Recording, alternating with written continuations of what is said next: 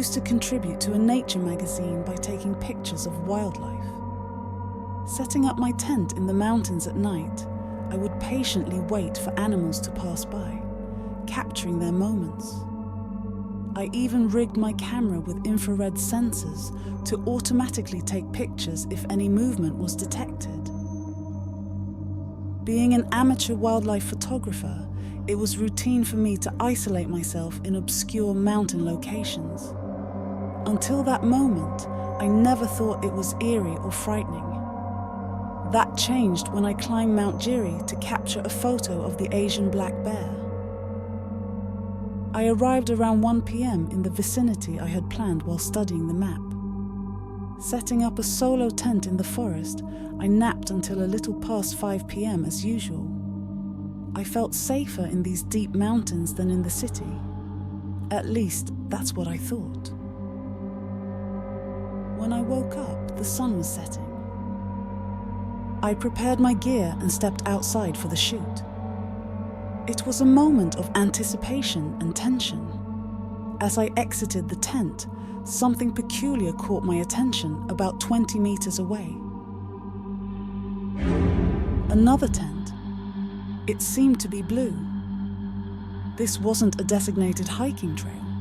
It was an extremely remote location where people rarely ventured. During my climb, I hadn't seen anyone else. There was no light emanating from the tent. Was someone sleeping inside? Even if that were the case, I was certain that tent wasn't there when I set up mine. Did someone silently come here while I was napping? Reluctantly, I decided to investigate before starting my shoot. Suddenly, the light inside the blue tent turned on. Then, the tent transformed into a patchwork of strange colors, as if an eerie hue was seeping from the inside out. The color resembled old blood. Courtesy or not, I hesitated to greet the person inside. More than anything, an unsettling feeling emanated from that tent. I should move the tent, I thought, and with that, I made an effort not to look at the blue tent and moved about 1 kilometer into the mountains. Eventually, I had to abandon the day's shoot. After setting up the tent deeper in the woods, it was close to 9 p.m. I had instant noodles and tried to sleep, but the sleeping bag felt stuffy, which made me wake up in the middle of the night. It was around 2 a.m. Wanting some fresh air, I unzipped the tent and was startled to find the blue tent right in front of mine. What the fuck?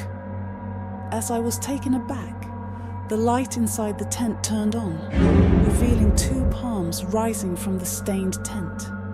The person inside extended their hands towards me. Although momentarily disoriented, I hastily exited the tent in the opposite direction. Shining my flashlight, I saw the person in the blue tent groping in both directions, trying to open the zipper and step outside. Without looking back, I sprinted into the woods. Despite stumbling several times in the knee-deep water, I kept running.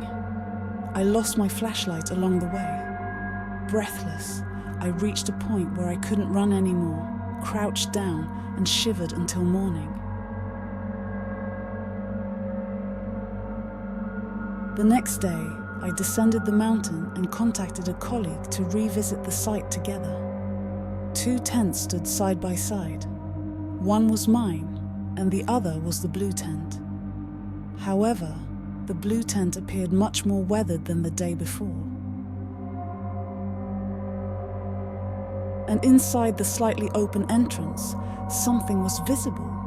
It was a human corpse.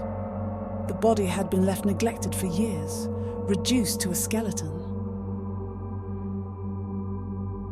After that incident, I gave up wildlife photography and avoided going up the mountains as much as possible. This is a true story I experienced.